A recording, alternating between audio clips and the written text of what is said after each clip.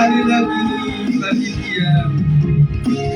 Bagi Dia segala pujian, hormat serta syukur kekal selamanya.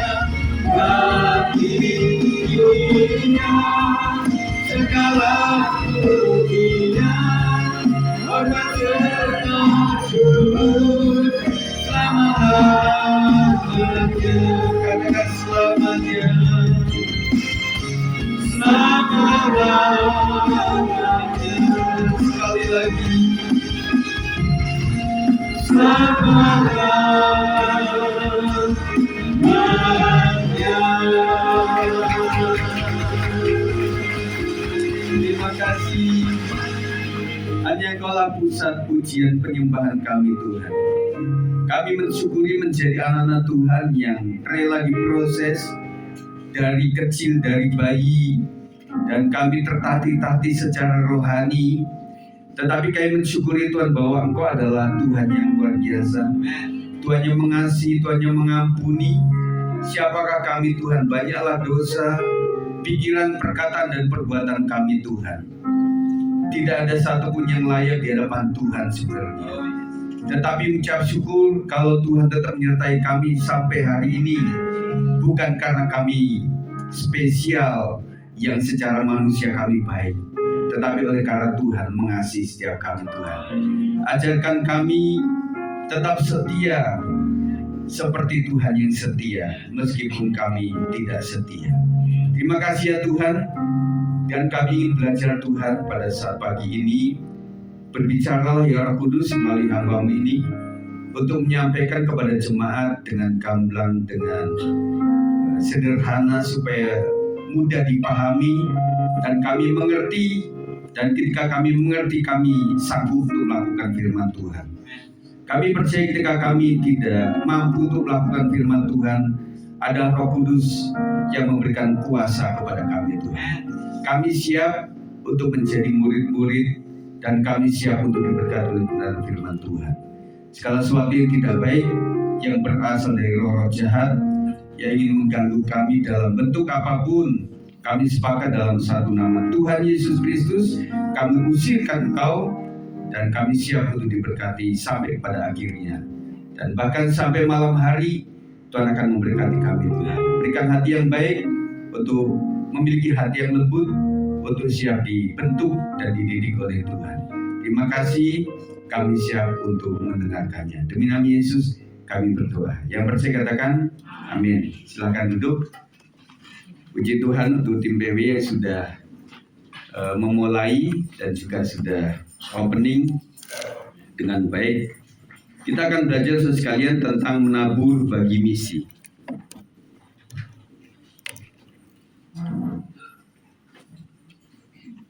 Maaf karena lagi pada musim batuk, jadi saya harus minum ya. Kalau nanti akan minum lagi ya maaf ya. Menabur bagi misi. Pembacaan kita ada dalam 2 Korintus 9 ayat 1 sampai 5. 5 ayat ini kita akan baca bergantian ya. Puji Tuhan. Tetap sukacita ya. Amin, puji Tuhan. Pengumpulan uang untuk Yerusalem. 2 Korintus 9 ayat 1 sampai 5 kita akan bergantian. Saya akan memulai. Tentang pelayanan kepada orang-orang kudus tidak perlu lagi aku menuliskannya kepada kamu.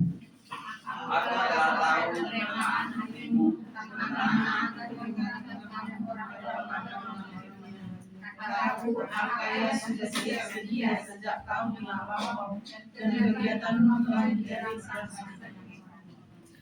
Ayat 3, aku mengutus saudara-saudara itu agar kemegahan kami dalam hal ini atas kamu jangan ternyata menjadi sia-sia, tetapi supaya kamu benar-benar siap sedia seperti yang telah kukatakan.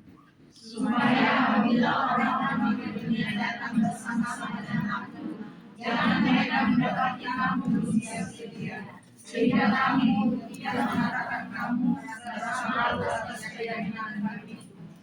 Ayat 5 terakhir, sebab itu aku merasa perlu mendorong saudara-saudara itu untuk berangkat mendahului aku, supaya mereka lebih dahulu mengurus pemberian yang telah kamu janjikan sebelumnya, agar nanti tersedia sebagai bukti kemurahan hati kamu dan bukan sebagai pemberian yang dipaksakan. Puji Tuhan saudara sekalian, ini berbicara ayat tentang sebuah pemberian. Saya percaya pemberian itu adalah salah satu ciri khas rasa cinta, ekspresi. Ya, ketika saudara merasa dicintai orang, pasti melihatnya salah satu tandanya adalah pemberian. Pemberian tidak cuma benda tetapi perhatian, betul ya? Betul. Jadi perhatian kita kepada orang lain itu adalah sebuah pemberian. Dan itu adalah anugerah Tuhan. Tetapi kebanyakan orang ketika berbicara tentang sebuah kasih pemberian dan kemudian tidak memberi secara nyata, kayaknya kurang sah begitu ya. Kalau orang berbicara mengasihi, semua orang bisa berbicara seperti itu. Ya, adik-adik, anak-anak, kakak-kakak, ya, orang tua mencintai kamu. Dan anak-anak bilang, wah itu sering sekali saya dengarkan. Sejak bahkan nenek saya sekarang udah meninggal, juga mengatakan yang demikian. Tetapi ada orang yang minim bicara tentang sebuah cinta kepada seseorang, tetapi pada saat ulang tahun dia kasih ucapan, misalnya di WA atau di Instagram, meskipun cuma dengan emoticon gitu ya. Ya puji Tuhan ada perhatian begitu ya. Dan kemudian tanpa disangka-sangka ketok pintu, oh puji Tuhan, dari siapa? Ada paket gitu ya. Oh ada dari seseorang gitu loh. Oh ternyata ada kue tar, ternyata ada bingkisan ulang tahun gitu ya. Nah ternyata itu memang misalnya teman sekelas zaman dulu gitu loh, teman SMP gitu ya. Rasanya saudara juga ini kayaknya bukti nyata daripada perhatian dia, gitu ya. Saya percaya anak-anak kalau ditanya, bukti cinta itu memang harus direalisasikan, betul nggak anak-anak? Ya, orang tuamu nggak, jangan ngomong aja lah, mah, Pak, jangan cuma ngomong doang. Sekali-kali benar-benar dibelikan, gitu ya. Nah itu adalah wujud tanda cinta dan kasih. Nah kita berbicara kepada Tuhan juga begitu ya, setuju ya. Ini jemaat juga melakukan yang sama, perhatian terhadap pekerjaan Tuhan, terutama penginjilan. Kita hari ini berbicara tentang misi. Misi itu adalah penginjilan. Dan bahkan misi tertentu itu disebutnya kayak mission impossible. Penginjilan begitu susah, tetapi amanat agung sudah diberikan. Dan sifatnya wajib, kita harus melakukannya. Untuk itu saudara sekalian kita akan belajar sama-sama di sini. Misi bukan hanya tentang orang yang pergi ke ladang pelayanan, ke ladang misi, ke daerah-daerah, ke bangsa-bangsa, tetapi juga tentang orang yang mendukungnya.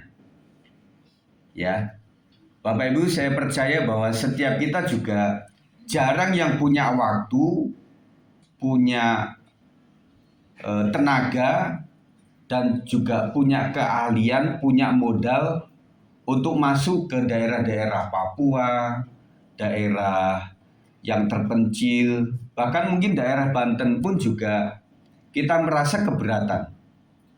Karena memang kita nggak mampu waktu, dana, transportasi yang nggak bisa ke situ, betul nggak?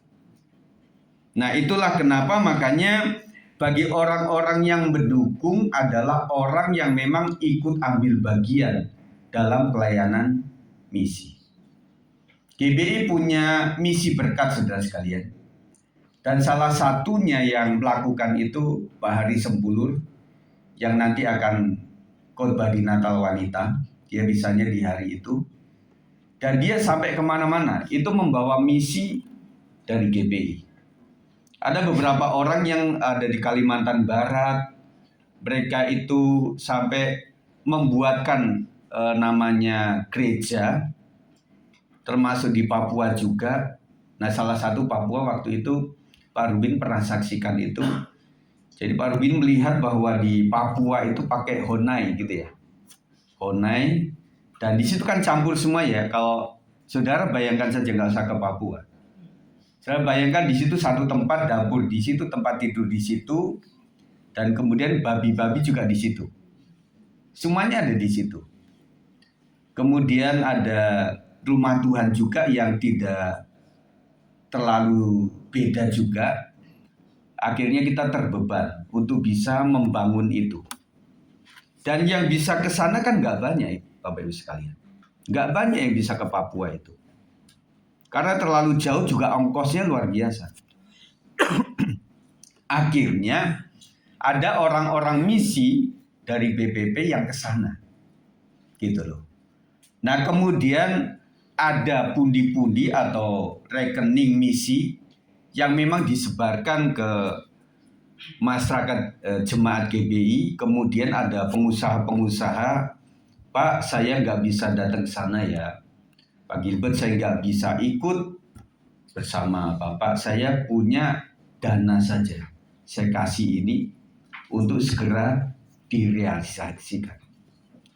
Kemudian lambat laun gereja banyak yang dibangun sekali melalui misi berkat ini.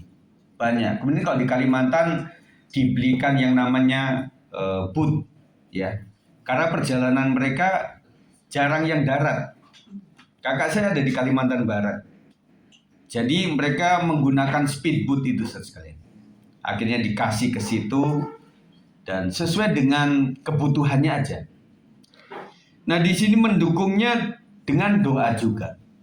Jangan lupa saudara sekalian, banyak doa pribadi, banyak doa syafaat, tetapi jangan lupa kita mendoakan untuk ladang-ladang misi yang sedang digali, yang sedang dicerna begitu, untuk disampaikan Injil Tuhan. Kita mendukungnya melalui doa. Kita doa syafaat untuk penginjilan, untuk ladang-ladang misi. Kemudian mendukung melalui dana dan juga pelayanan lainnya. Kalau kita sudah melakukan 3 ini paling tidak, kita sudah mendukung misi daripada Tuhan. Amin. Makanya saya berpikir nggak bisa datang, ya udah dana saya, kemampuan saya yang saya salurkan untuk menjadi berkat bagi banyak orang. Paulus mengajar jemaat Korintus tentang cara memberi dengan benar untuk mendukung pelayanan Injil. Yang pertama adalah dilakukan dengan kerelaan. Kita baca ayat 1 dan 2. 1, 2, 3. Tentang pelayanan kepada orang-orang kudus, tidak perlu lagi aku menuliskannya kepada kamu. Aku telah tahu kerelaan hatimu tentang mana aku megahkan kamu kepada orang-orang Makedonia. Kataku, Akhaya sudah siap sedia sejak tahun yang lampau. Dan kegiatanmu telah menjadi perangsang bagi banyak orang. Nah, saudara sekalian, aksi 1-2 orang itu merangsang yang lainnya. Saya unggah satu perumpamaan tadi tentang sebuah video yang cukup lama sudah. Itu tentang anak kecil di India kalau nggak salah ya. Itu ada pohon besar yang tumbang kemudian menghalangi jalan raya. Siapa yang masih ingat itu? Terus kemudian semua orang yang di mobil itu cuma menunggu saja siapa yang mau menolong gitu loh. Nah, kemudian ada anak kecil yang turun kemudian mengangkat pohon itu. Saya percaya anak kecil sudah bisa mengukur kekuatannya. Dia nggak mampu mengangkat itu pasti. Tetapi ketika dia rasa keberatan, akhirnya beberapa orang turun. Akhirnya pohon itu bisa diangkat dan dialihkan. Kemudian mobil-mobil mulai bisa jalan kembali. Bapak Ibu yang dikasihi Tuhan, kita punya anak-anak kecil, mereka nggak kuat lah menyangga dana yang begitu luar biasa. Suatu saat Pak Gembala di suatu gereja, dia mengadakan action begitu loh. Artinya kita akan membangun gereja yang dananya kita nggak punya. Akhirnya dari Guru Sekolah Minggu mengadakan aksi begini. Ayo anak-anak, kita kumpulkan dana lah untuk membangun gereja. Ya. Bisa ngukur nggak? Anak-anak kecil kasih koin-koin begitu ya. Dengan pendanaan yang pasti minim begitu ya. Tetapi ketika anak-anak itu menyetorkan setiap minggu ke peti persembahan di depan itu, akhirnya orang tua mulai iba. Masa sih cuma anak-anak kecil yang mau melakukan itu? Dan kemudian itu merangsang banyak orang, seluruh jemaat hampir kasih setiap minggu. Akhirnya disitulah membuat kegerakan yang luar biasa. Akhirnya pihak lain pun memberikan donasi dalam pembangunan gereja itu. Saya berpikir saudara sekalian, pekerjaan Tuhan bisa kok melakukan segala sesuatu. Tetapi Tuhan ingin supaya dari kita dulu bisanya apa, baru nanti akan bisa ditolong. Ya. Suatu saat kan ada seorang menggur gini, bro, kamu ini motor kan kamu pengen beli ya? Iya. Oke lah saya bantu, tetapi kamu punya kekuatan berapa kira-kira? Suka menggur begitu. Aduh bro, saya cuma punya 1 juta ini. Benar, udah nggak ada yang lain lagi. Udah dilihat rekening saya memang sudah pas-pasan tinggal 100.000. Adanya cuma 1 juta. Orang yang menolong itu oke deh. Buat DP saya bantu ya. Saya tambah 2 juta lagi. Jadi 3 juta. So sekalian kadang-kadang orang mau memberi, tetapi juga jangan sampai orang cuma mengambil ikannya doang. Nggak mau mengambil kailnya. Betul ya? Kita akan membantu seseorang yang betul-betul orang itu memang pekerja keras. Sudah melakukan apa-apa, upaya-upaya, tetapi memang dia nggak mampu untuk melakukan itu. Dan kita tidak risih untuk membantu itu. Karena dia orang rajin. Dia orang karakternya baik. Saya pengen membantu dia. Makanya teman-teman sekalian jemaat dikasih oleh Tuhan, jangan berpikir saudara kecil, tetapi mulailah dengan hal-hal yang kecil, yang sederhana saja. Selanjutnya Tuhan bekerja secara luar biasa. Paulus memuji kerelaan jemaat yang sudah berniat memberi bahkan sebelum ia datang. Terus kalian ada kepercayaan lain mengatakan bahwa niat itu juga sebuah tindakan iman begitu ya. Baru niat sekalian. Tetapi jangan sampai cuma niat doang sekalian. Mesti dilakukan. Jadi Paulus memuji kerelaan jemaat yang sudah berniat. Nah kalau zaman sekarang mungkin bisa diistilahkan sebagai janji iman. Niatan gitu loh.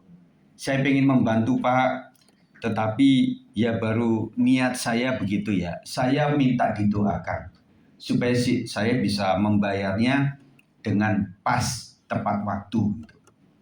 Niat sekalian.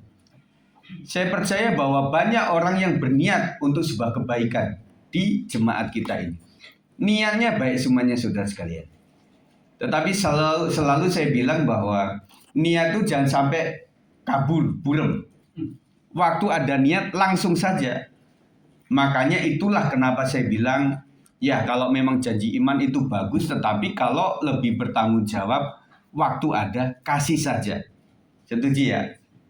Karena apa saudara sekalian? Yang namanya janji iman, iblis tahu bahwa orang yang berjanji kepada pekerjaan Tuhan, itu tanggung jawabnya akan luar biasa secara rohani. Makanya apapun yang baik oleh iblis sengaja dihalangi. Ya, saya pelan-pelan. Sengaja dihalangi. Sehingga kebanyakan orang ketika janji pada pas mau waktunya itu, karena dia mengandalkan rezeki atau berkat dari yang lain, ternyata berkat atau rezeki dari yang lain itu nggak terjadi waktu itu. Gitu loh saudara. Ngerti ya? Kenapa sampai Pak Gembala bilangnya lebih kepada yang waktu punya langsung kasih saja. Itu loh saudara sekalian. Jadi saya menjagai jemaat sekalian supaya tidak kayak bohong. Karena dia nggak bisa menepati janji oleh karena dia menggunakan kekuatan pihak lain begitu. Mengerti ya? Itu. Jadi mending pas ada ya udah kasih saja.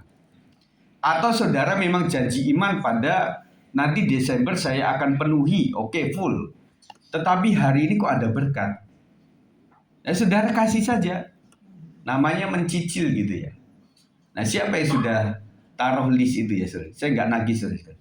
Tetapi mumpung ada, ya udahlah, Bu Marta, ini untuk Natal saya. Oh, kan masih lama, Bu. Udahlah, ini mumpung ada. Tahu aja ibu-ibu kalau sudah ke pasar itu kadang-kadang pengennya 10.000, 50.000 juga gitu loh, keluar gitu. Ya udah, begitu caranya ya. Kerelaan adalah tanda hati yang sudah disentuh oleh kasih Kristus. Saya percaya secara alami tidak ada orang yang mudah rela di tempat ini. Termasuk hamba yang di depan itu. Kerelaan kita itu akan berpadu dengan keegoisan kita. Betul nggak? Tidak ada orang yang benar-benar rela, benar-benar lahir ceprot langsung bisa rela. Makanya disinilah kita membutuhkan sentuhan kasih Kristus. Amin. Dan bahkan kasih Kristus itu luar biasa. Yang kita seharusnya tidak mampu kok bisa mampu untuk memberikan itu. Itu adalah kasih dan jamahan Tuhan. Dan saya percaya para pemberi, orang-orang murah hati itu tidak sekedar memiliki karakter yang baik untuk bisa memberi, tetapi karena kasih Kristus yang sudah ada dalam hidupnya. Dan saya saksikan kembali bahwa orang-orang yang murah hati di jemaat ini, meskipun mereka masih bergumul untuk kehidupan, tetapi Tuhan tetap memelihara. Amin. Amin. Saya tadi malam melihat kesaksian Mongol, ya saudara. Nah, yang baik-baik saya ambil sekalian. Dia bilang begini, bro, saya habis bukan ketipu, tetapi untuk mendukung pencalonan akhirnya 53 miliar. Itu habis sekalian. Dan itu nggak bisa kembali lagi oleh karena oknumnya ketangkep KPK. Dia bilang sama hostnya itu, aduh bro, saya udah patah. Itu selama saya stand up itulah yang saya simpan. Dan saya juga sempat bertanya, apa salah saya gitu loh. Saya sudah memberikan persepuluhan itu setiap bulan kepada gereja. Saya sudah membantu keluarga saya yang ada di Manado itu. Dan kenapa kejadiannya seperti itu? Akhirnya dia nyingkir,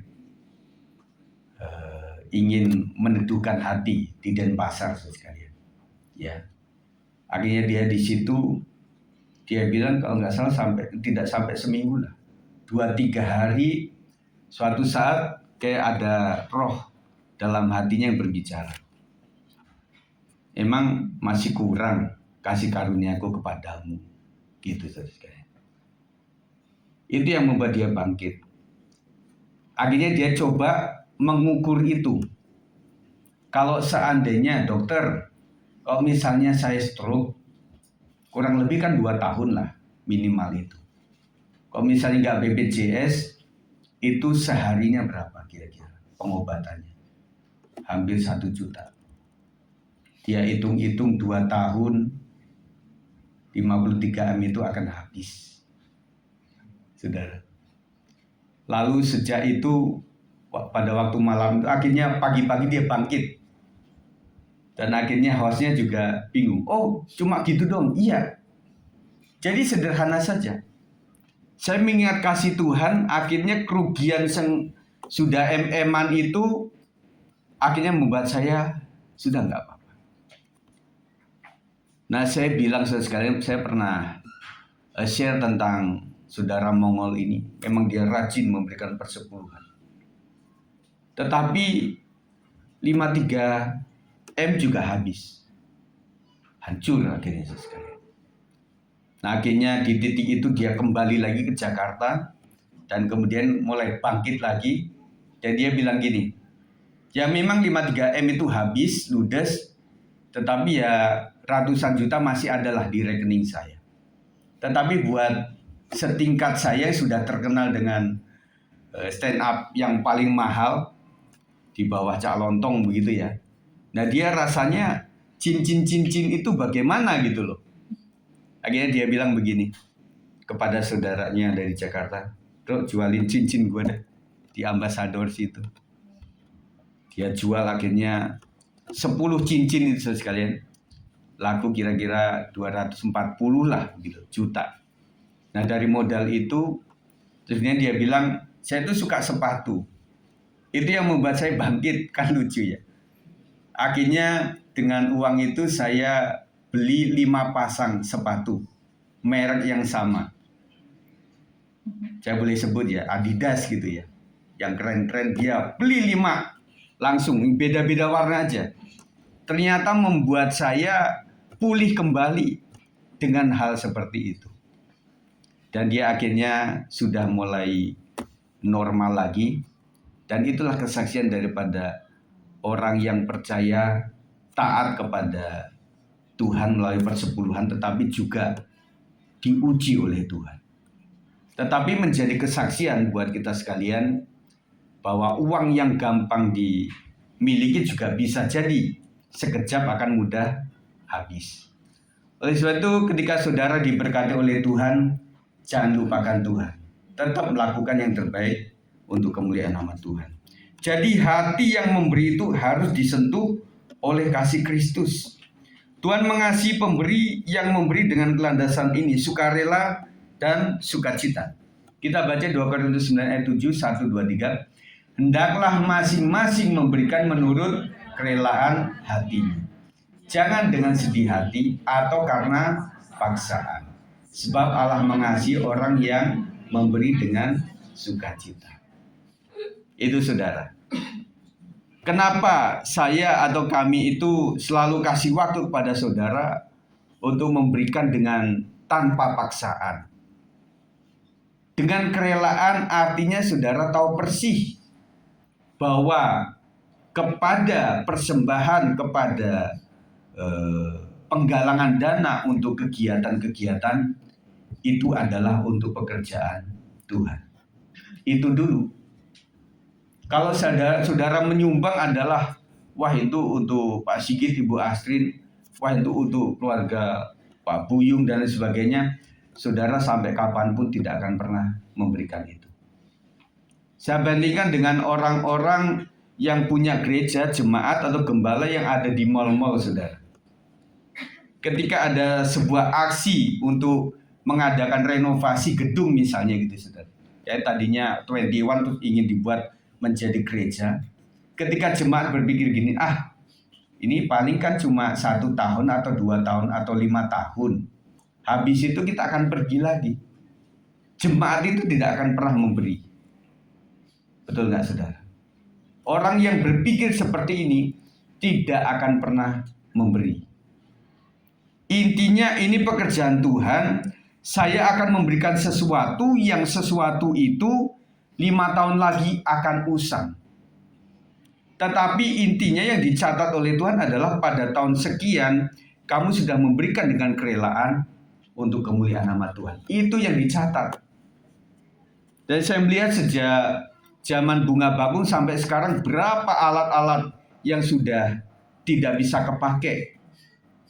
Meskipun saya kadang-kadang suka kritik sama orang tua. Kenapa sih orang tua tuh suka itu ya, yang barang-barang lama terus ditimbun gitu ya. Kabel-kabel atau paku-paku gitu ya. Nah sekarang saya ketularan saja. Prinsipnya gini, sederhana sih. Kali aja paku kecil ini suatu saat akan dipakai. Dan termasuk Infocus yang sudah rusak di atas itu ada. Kali aja bisa dipakai, ya nggak tahu. Istriku bilang, udahlah, buang aja lah.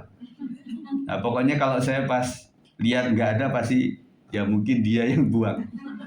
Ya, nggak semuanya sekalian. Sampai di studio saya itu banyak barang-barang. Kepada saya bilang sama Bang Berto ya, saya punya alat-alat itu banyak. Dan kemudian yang paling pas tuh yang mana itu kan mesti beli lagi. Dan konektor aja kabel yang segini itu di atas 10.000.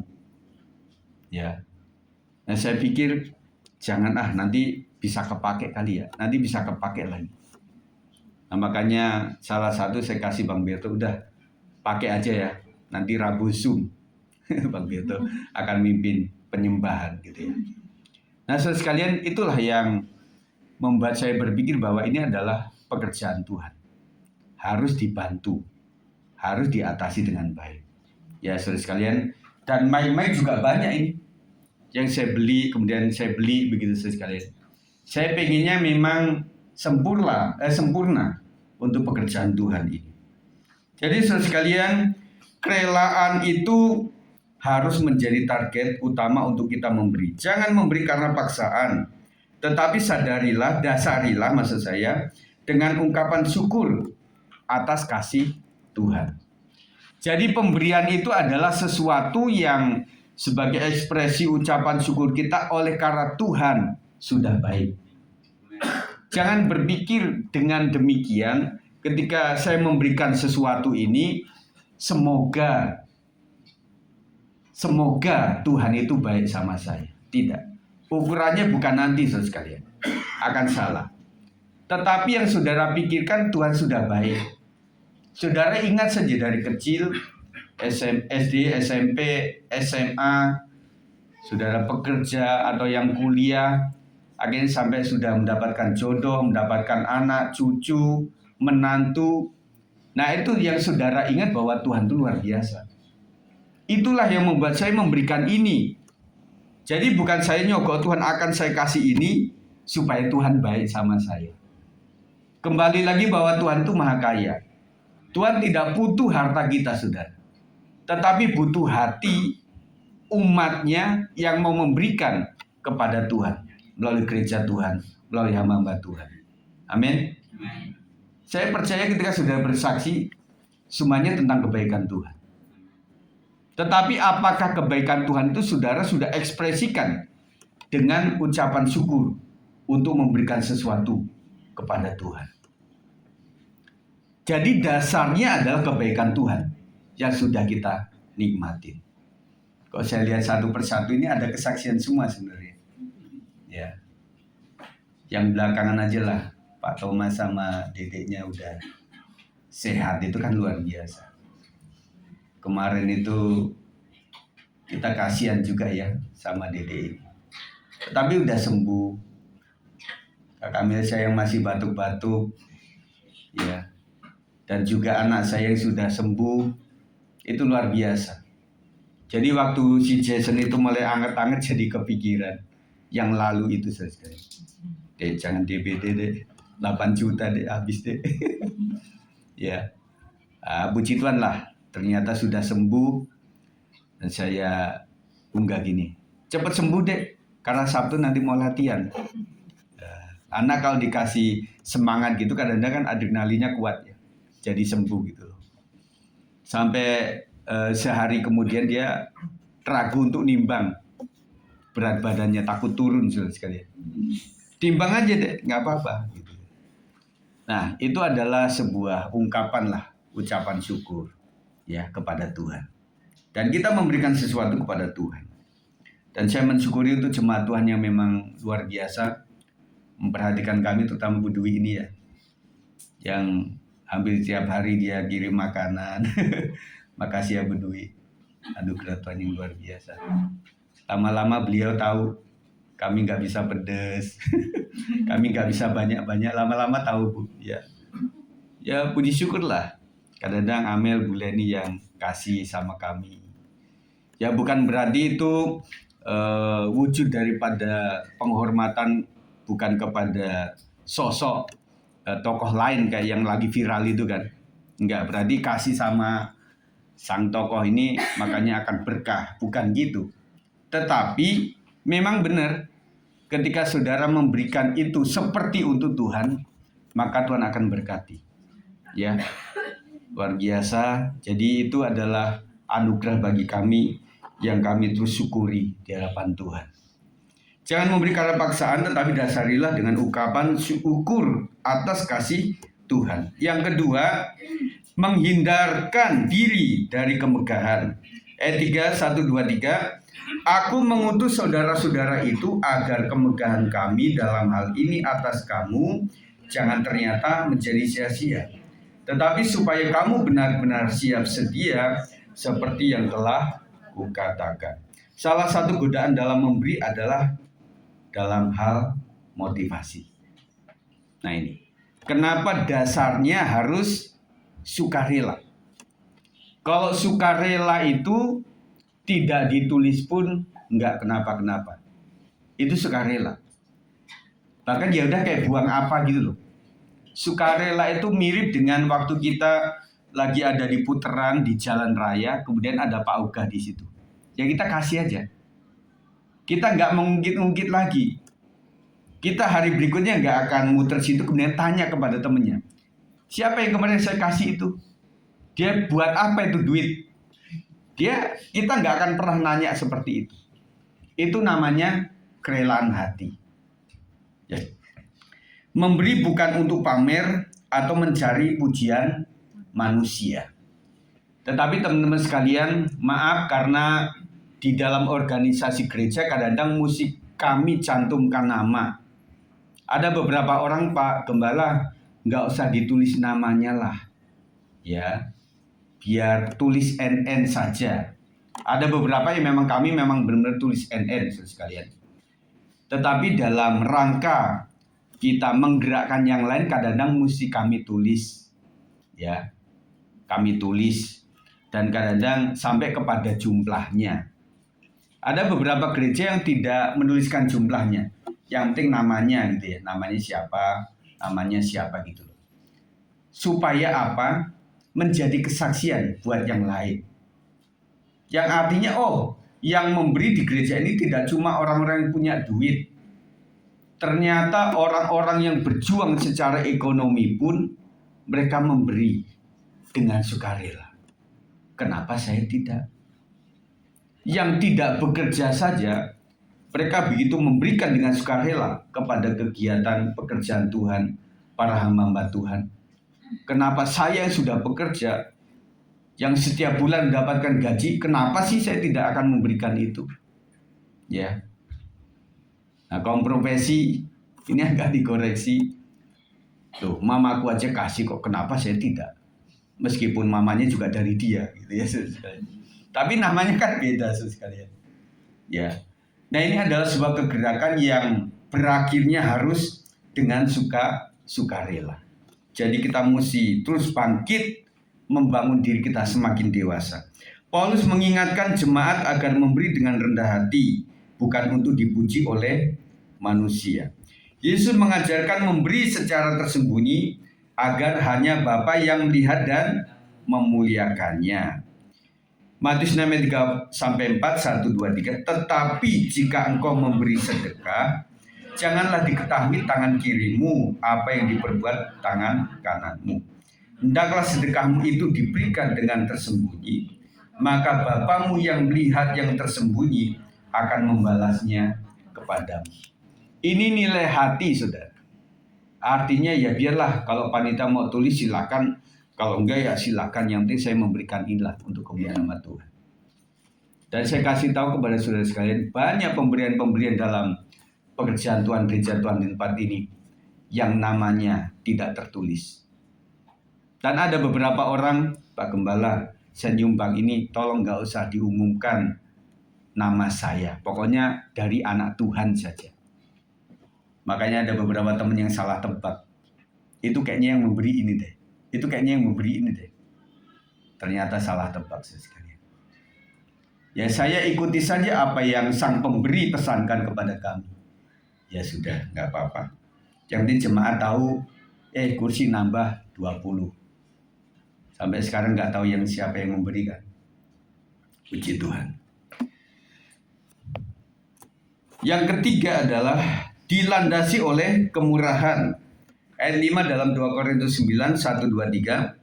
Sebab itu aku merasa perlu mendorong saudara-saudara untuk berangkat mendahului aku, supaya mereka lebih dahulu mengurus pemberian yang telah kamu janjikan sebelumnya, agar nanti tersedia sebagai bukti kemurahan hati kamu dan bukan sebagai pemberian yang dipaksakan. Pemberian yang benar akan lahir dari hati yang penuh kasih dan murah hati. Jadi intinya saudara sekalian, mau melakukan apapun juga, saudara tidak usah menunggu kaya dulu sampai punya duit dulu. Yang saudara kejar adalah apakah hati saya penuh kasih akan Tuhan. Apakah saya memiliki hati Yesus yang murah hati, yang mudah masyhul kepada jiwa-jiwa, kepada orang-orang yang harus dilayani. Itu dulu sekali. Berarti pencarian kita adalah sampai hati saya seperti hatinya Yesus. Tidak banyak. Saya unggah lagi tentang pendeta, siapa namanya? Agus Sutikno. Wah, saudara sekalian, saudara coba cari di YouTube. Udah gondrong, pakai anting, tatoan, kemudian sepatunya kayak koboi. Banyakan gereja melihat hati seseorang itu dari perawakannya. Betul nggak? Wah, kalau yang najis kayak Pak Sig itu kayaknya hatinya baik. Tetapi kalau orangnya amburadul kayak itu kayaknya jahat ya orang. Dan gereja-gereja dia saksikan waktu dia masuk ke gereja itu sudah kayak model Mongol yang cerita di stand up-nya. Dompet-dompet ya. Sudah disembunyikan tas-tas. Karena orang sudah curiga. Jangan-jangan dia copet gitu ya. Nah, makanya Pak Agus ini berpikir kayaknya yang menerima saya adalah orang-orang kaum-kaum marginal. Yang itu padahal kalau mereka ngobrol itu kami butuh tentang kasih. Kami butuh persekutuan sebuah gereja. Tetapi gereja kebanyakan menolak kami.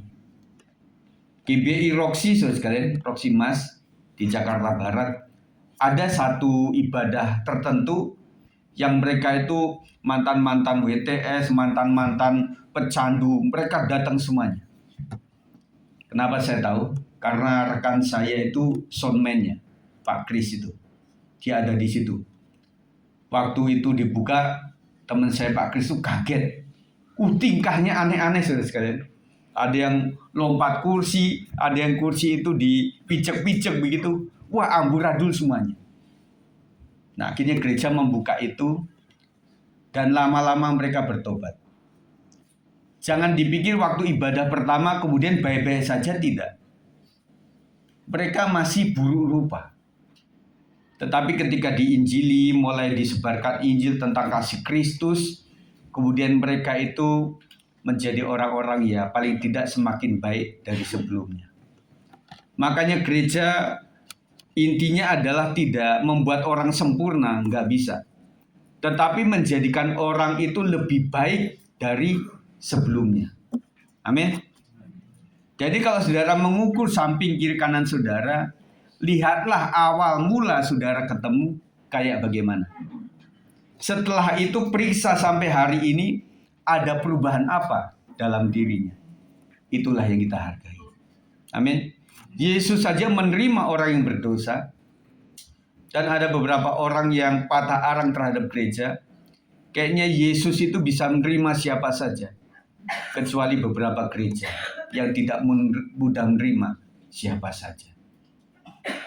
Makanya saudara sekalian, kalau saudara tidak bisa sanggup untuk turun melalui pendanaan saudara, melalui doa saudara, saudara bisa sumbangsih untuk pekerjaan Tuhan. Pemberian yang benar akan lahir dari hati yang penuh kasih dan murah hati. Yesus adalah teladan kemurahan terbesar yang rela merendahkan dirinya demi kita.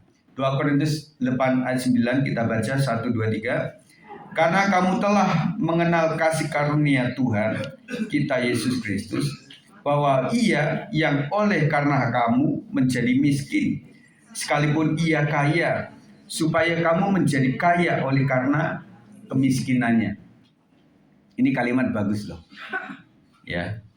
Dikatakan bahwa Ia yang oleh karena kamu menjadi miskin. Artinya Yesus itu sebenarnya kaya. Gara-gara kita, Yesus menjadi miskin. Supaya kamu menjadi kaya oleh karena kemiskinannya. Ini kerelaan untuk berkorban. Dan saya tahu ada beberapa orang yang tipikalnya itu seperti seorang guru. Guru SD, tetap guru SD sampai dia dipanggil Tuhan. Tetapi dia meluluskan orang-orang yang menjadi presiden kayak Pak Jokowi, kemudian memiliki lulusan-lulusan yang menjadi tenaga medis, yang memiliki keuangan yang luar biasa, memiliki kekayaan yang luar biasa, yang pada saat SD dia tinggal di Pitara, tetapi sekarang dia setelah puluhan tahun dia tinggal di Amerika. Dia menjadi pengusaha sukses. Anak muridnya pengusaha sukses, tetapi gurunya tetap guru SD. Luar biasa. Jadi saya mengangkat para guru-guru ini. Kalian luar biasa.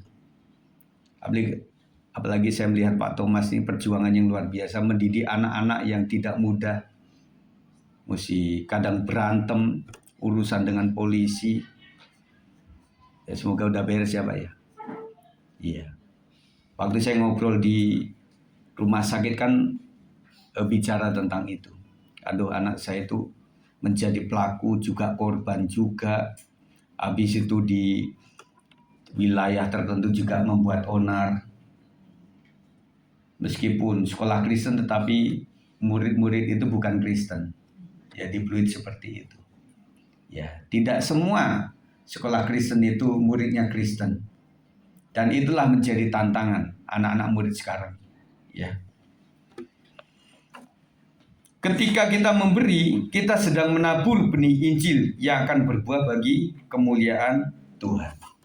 Jadi saya katakan kita bisa memberi kepada apapun, kepada siapapun, kepada organisasi atau orang apapun, saudara sekalian. Tetapi saya katakan bahwa menabur yang tepat sesuai Alkitab adalah yang sedang dibangun, yaitu kerajaan Allah. Saudara menabur 100.000 untuk pelayanan di Papua. Paling tidak secara kerajaan Allah, saudara namanya tertulis sebagai penyumbang untuk gereja yang ada di Papua.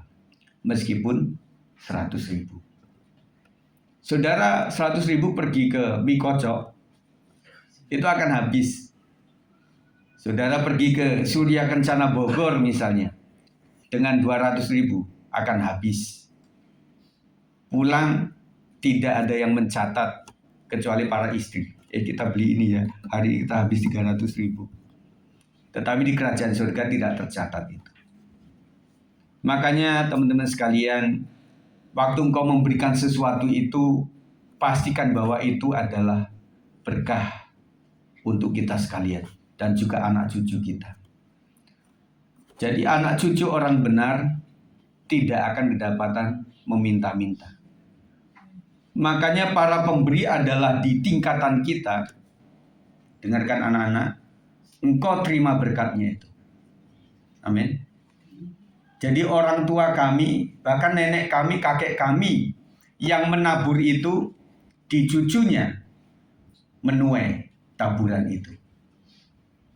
Itu adalah investasi kekal yang akan dihitung oleh Tuhan. Ada sebuah survei tentang sebuah keturunan, saudara sekalian. Ternyata keturunan orang benar itu akhirnya menurunkan orang-orang yang memang berhasil. Ada survei di luar negeri. Kemudian ada keturunan perampok yang kurang lebih tidak jauh-jauh adalah pembuat masalah secara sosial. Pertanyaan buat kita adalah bagaimana Pak? Kalau nenek moyang saya itu memang orang yang amburadul. Nah, di titik saudaralah yang saudara harus berbenah. Biarkan orang tuaku memang orang yang gagal. Tetapi jangan sampai saya menjadi anak yang gagal. Biarkan orang tuaku adalah sopir becak. Tetapi di tingkatan aku, Biarlah aku yang pemilik becaknya, bosnya artinya. Papaku punya becak cuma satu yang sudah butut sampai meninggalnya. Tetapi gara-gara becak itu saya bisa kuliah. Dan akhirnya saya ketika menjadi sarjana sudah lulus, saya tetap karena tulang saya adalah tulang becak, maka saya harus berbisnis becak. Saya beli becak-becak itu, saya renovasi, saya beli juga yang baru. Akhirnya saya disebut sebagai bosnya becak. Begitu saudara. Dan luar biasa, banyaklah kesaksian daripada orang tua yang merasa gagal. Dan anak yang bersyukur itu pada saat wisudanya, dia undang bapaknya yang kumuh begitu saudara sekalian. Diundang. Dan bahkan dosennya bilang, nak, kamu kan lulus terbaik. Saya tahu orang tuamu adalah tukang becak, tukang sayur. Orang tuamu secara sosial kurang baik juga. Undanglah nak ke gedung tempat kalian wisuda. Ini menjadi contoh buat yang lain. Ada seorang polwan juga yang bapaknya itu karena dia dari Medan hanya tukang tambal ban saja. Dia sehabis melakukan pekerjaan di lapangan, dia kembali ke bengkel itu, dia membantu bapaknya untuk nambal ban. Dia enggak gengsi-gengsi. Dan itu adalah contoh-contoh anak-anak yang memang budi pekertinya baik. Dia mau menghormati orang tuanya. Orang bilang begini, orang kadang-kadang minum dari seorang tokoh agama yang luar biasa supaya berkah. Tapi seorang ini bilang, tapi minuman dari makmu, dari orang tuamu sendiri, kamu nggak minum itu. Si orang ini bilang, lebih baik dari orang tuamu lah. Saya dulu, saudara sekalian, waktu kecil, saya suka minum dari kopinya nenek saya. Ada nggak yang seperti itu? Mungkin saya aja tuh. Jadi kayak blendeknya itu, ngerti nggak? Jadi kan kalau kopi kampung begitu ya, selalu ada sisanya itu yang agak segini gitu ya.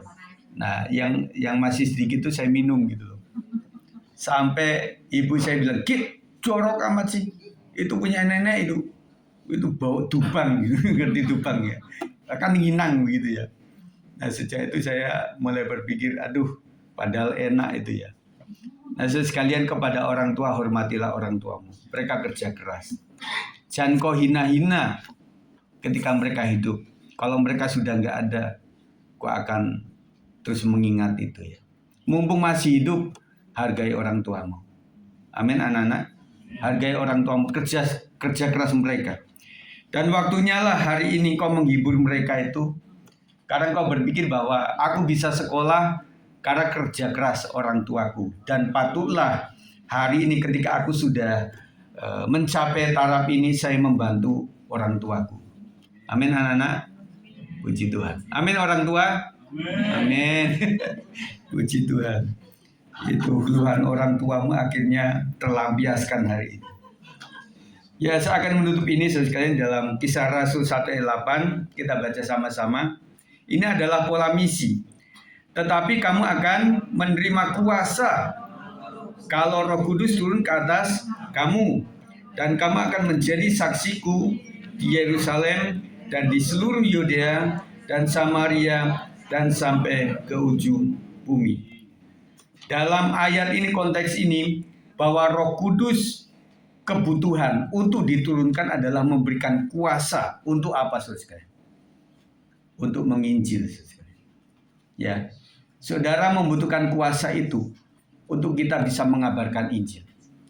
Saya katakan bahwa jangankan mengabarkan Injil, untuk berdoa pun kita pergumulan, benar nggak? Untuk berdoa itu kok nggak bisa ya? Kalau saya ngomong cerita kepada teman itu bisa berjam-jam loh. Tapi kalau doa kok singkat banget. Nah, artinya untuk berdoa saja kita membutuhkan Roh Tuhan. Belum lagi melakukan firman Tuhan. Kita membutuhkan Roh Kudus. Amin, saudara. Kita membutuhkan Roh Kudus. Ya, Roh Kudus pimpin akulah, bimbing aku supaya aku bisa membaca ayat-ayat Alkitab yang disounding Pak Gembala itu setiap hari. Saudara pasti berjuang. Saya tahu itu, saudara sekalian. Makanya saya kasih metode supaya saudara lebih mudah. Dan saya bilang kita hampir selesai pembacaan itu, nanti saya ulang lagi kejadian lagi. Kemarin saya di profesi ngomong begitu. Nggak tahu apakah 5 ayat lagi, sekarang kan 3 ayat sampai 6 ayat lah saya kasih itu sekalian. Sesuai dengannya. Nah, kita membutuhkan roh Tuhan untuk melakukan itu. Apalagi untuk menginjil. Nggak mudah untuk menginjil. Saya pasti, makanya tidak banyak yang menjadi penginjil. Dan tidak banyak yang tergerak untuk menginjil. Dan tidak banyak yang punya kemampuan untuk mengabarkan Injil. Jadi kita membutuhkan roh Tuhan untuk turun ke atas kita. Supaya kita menjadi saksi. Yang pertama di Yerusalem, yang kedua Yudea, yang keempat Samaria, kemudian sampai ke ujung bumi. Kita akan bahas satu-satu. Yerusalem adalah lingkungan terdekat kita. Lingkungan mana itu saudara? Keluarga, komunitas sendiri. Saudara punya keluarga. Ada keluarga kecil yang masih menikah baru, tentunya berdua saja. Kemudian nanti ada anak, keluarga kecil. Kemudian ada keluarga besar kita, ada besan, ada mertua, dan kemudian keluarga kita. Kemudian ada keluarga besar, keluarga dari pihak istri, dari pihak suami yang banyak, ya. Dan saya percaya sekalian ada beberapa keluarga yang cukup banyak, ya, keluarga besar. Itu adalah keluarga yang menjadi lingkungan untuk mereka mengerti Injil Tuhan. Makanya saya sampaikan saudara sekalian, bagaimana kita bisa memperkenalkan Yesus terhadap mereka. Itu kan caranya. Makanya saya bilang ketika saudara imannya sudah kuat, jangan menghindari keluarga besar saudara. Saudara harus menjadi terang dan garam di keluarga saudara. Ya, pertama-tama agak disisihkan, pertama-tama tidak ini, tetapi nggak apa-apa. Yang penting saudara tebarkan kebaikan. Lama-lama saudara, kakak kandung, adik kandung, om, tante, ternyata menantu ini beda ya dari yang lainnya. Dia cukup baik loh. Oh iya. Nah itu mulai akhirnya kita diundang dalam pesta mereka.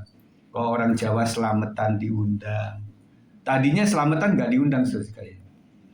Tadinya untuk salaman aja nggak boleh, betul ya? Ada beberapa yang salam aja nggak boleh gitu. Nah sekarang sudah bisa. Bibi punya alarm, berarti saya sudah hampir selesai. Gitu ya. Jadi keluarga atau komunitas sendiri itu adalah wajib kita sebarkan Injil Tuhan. Amin saudara. Nah kemudian ketika saudara sedang berulang tahun, undanglah para mereka itu. Dan kemudian saudara bilang, brother, mother, sister, saya lagi mau ulang tahun ya. Saya mengundang kamu untuk makan bersama. Nah, makan-makan bolehlah. Tetapi gini, kami kan orang Kristen. Kadang-kadang ada kumpulan kami yang mesti mendoakan dulu. Kamu nggak apa-apa ya. Kalau misalnya kamu di luar dulu nggak apa-apa. Tapi ikut di dalam juga nggak apa-apa. Oh iya nggak apa-apa lah. Nah itu adalah cara kita sekarang. Kemudian di ibadah kematian. Pada saat kematian itu, keluarga kita, agama apapun kayaknya datang. Ya, mereka hadir di situ. Nah, waktu saya khotbah di ibadah penghiburan, selain saya menghibur keluarga yang sedang ditinggalkan, saya menginjilan saudara sekalian. Saya akan sebarkan Yesus adalah Tuhan. Mau dengar nggak dengar, mau kecewa, mau marah, ya silahkan, dia ada di situ kan. Dia pasti nungguin sampai kita pulang. Itu adalah cara kita. Yudea adalah daerah yang lebih luas, yaitu masyarakat sekitar. Dengan cara apa ya, aksi sosial atau apa yang kita lakukan, itu kita menjadi berkat bagi mereka. Dan kemudian di tengah-tengah arisan saudara, kumpulan arisan atau kumpulan sama-sama penggemar bola, sama-sama penggemar bulu tangkis, sama-sama penggemar touring begitu ya, kumpul di situ. Nah orang-orang yang demikian itu kadang bukan agama yang disebutnya. Kita ngumpul kok sesama satu hobi saja gitu. Kemudian Samaria adalah tempat yang berbeda latar belakang, mungkin kurang disukai atau sulit dijangkau.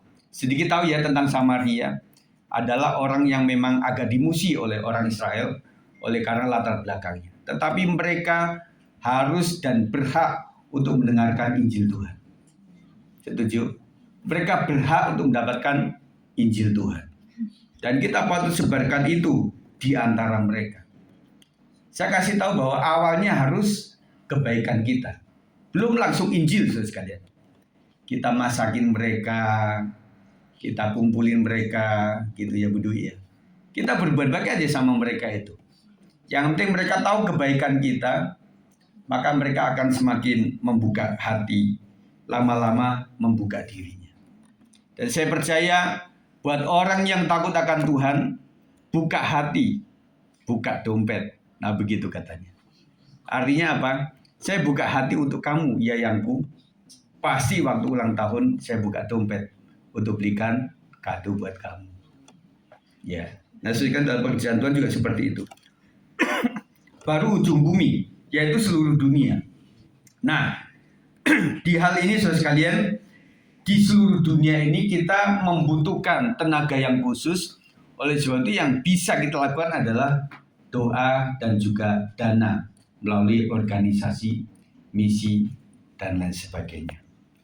Mari para pemain musik, kesimpulan, mari yang pertama menabur dengan kerelaan, yang kedua menabur dengan tanpa motivasi sebuah kemegahan, dan menabur dengan segenap kemurahan.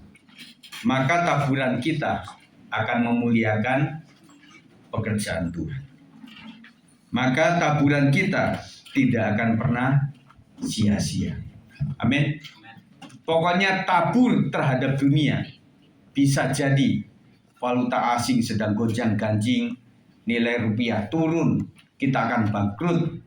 Tetapi kalau kita sudah investasi di dalam kerajaan Tuhan, semuanya tidak akan sia-sia. Kita getol menabur hari ini, dan anak cucu menantu kita, mereka akan mengalami berkat daripada Tuhan. D. Kita naikkan satu pujian, bukan dengan kekuatanku, ku dapat jalani hidup ini. Tanpa Tuhan yang di sampingku, ku tak mampu sendiri. Engkau kuatku yang menopangku. Kita akan naikkan pujian ini. Bukan dengan kekuatan ku dapat jalani hidupku, tanpa Tuhan yang bisa ku tak mampu sendiri. Katakan engkaulah kuatku, engkaulah kuatku yang menopangku, yang menopangku. Ku pandang wajahmu dan berseru, pertolonganmu datang darimu. Peganglah tanganku, jangan lepaskan. Kaulah harapan dalam hidupku. Mari para wanita menyanyikan bukan dengan kekuatan, bukan dengan kekuatanku, ku dapat jalani hidupku, tanpa Tuhan yang di sampingku, ku tak mampu sendiri. Engkaulah kuatku, engkaulah kuatku yang menopangku. Menyembahkan wajahmu dan berseru, pertolonganmu datang darimu. Peganglah tanganku, jangan lepaskan. Kaulah harapan dalam Mari yang pria saja, bukan dengan kekuatan, bukan dengan kekuatan,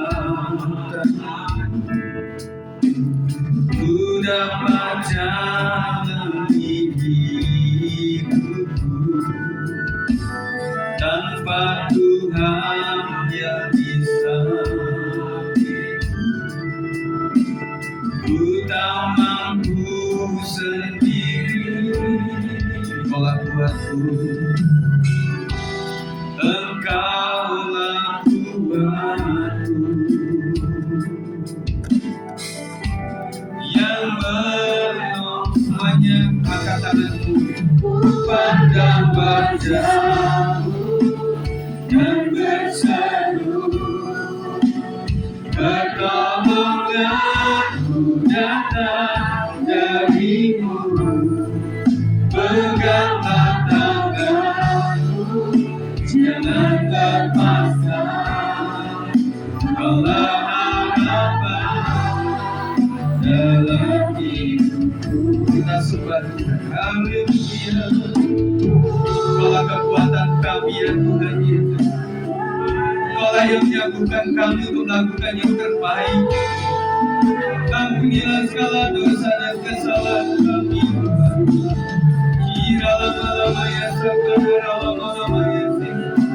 Kami percaya Tuhan baik. Kami percaya Tuhan yang penuh kasih. Haleluya. Terpujilah. Glory kami bersyukuri segala kebaikan-Mu. Terima kasih Tuhan, Engkau sangat baik. Kasih setia-Mu luar biasa. Haleluya. Saudara kita bangkit berdiri. Nanti Bang Oto akan berdoa untuk kita. Kita naikkan pujian ini. Ku pandang wajah-Mu dan berseru, pertolonganku datang dari pertolonganku datang darimu. Peganglah tanganku, jangan lepaskan, Kaulah harapan. Kita naikkan refnya pujian ini. Haleluya. Pandang wajah-Mu dan berseru, pertolonganku datang darimu. Peganglah tanganku, jangan lepaskan, Kaulah harapan. Sekali nyatakan Tuhan dan wajah-Mu. Dan berseru, pertolonganku datang darimu. Peganglah tanganku, jangan lepaskan, Kaulah harapan dalam hidupku. Sekali lagi, pujian ini. Ku pandang wajah-Mu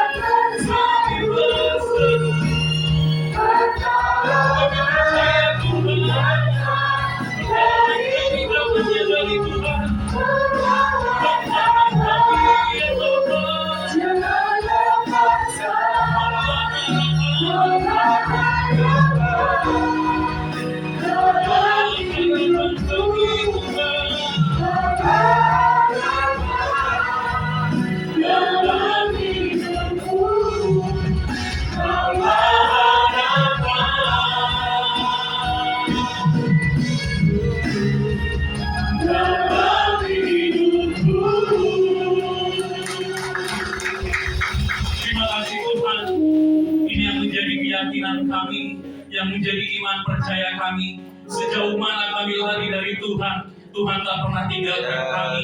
Engkau yang menjadi kekuatan kami, Engkau yang menjadi perisai kami, menjadi batu benteng pertahanan kami. Tuhan, kami sering melupa Engkau, kami sering ingkar akan apa yang harus kami lakukan untuk Tuhan. Tapi Tuhan tetap setia, Tuhan tetap ada di sepanjang hidup kami. Terima kasih Tuhan Yesus. Kami diingatkan kembali pada firman Tuhan pagi hari ini, bahwa bukan hanya kami memberi apa yang menjadi tanggung jawab kami. Kami percaya Tuhan, tubuh jiwa roh kami adalah persembahan yang mestinya harus sungguh-sungguh kami berikan kepada Tuhan Yesus. Terima kasih Tuhan Yesus. Kami memberi bukan atas dasar apa yang kami miliki, tapi semua adalah bentuk kasih Tuhan yang terlebih dahulu ada bersama dengan kami. Kasih Tuhan yang cuma-cuma Tuhan berikan kepada kami. Sudah sepatutnya, sudah sewajarnya kami memberikan apa yang kami punya. Tuhan memberikan apa yang harusnya kami lakukan untuk pekerjaan Tuhan. Terima kasih Tuhan Yesus untuk setiap berkat Tuhan, untuk setiap anugerah Tuhan, untuk setiap kasih setia Tuhan dalam hidup kami.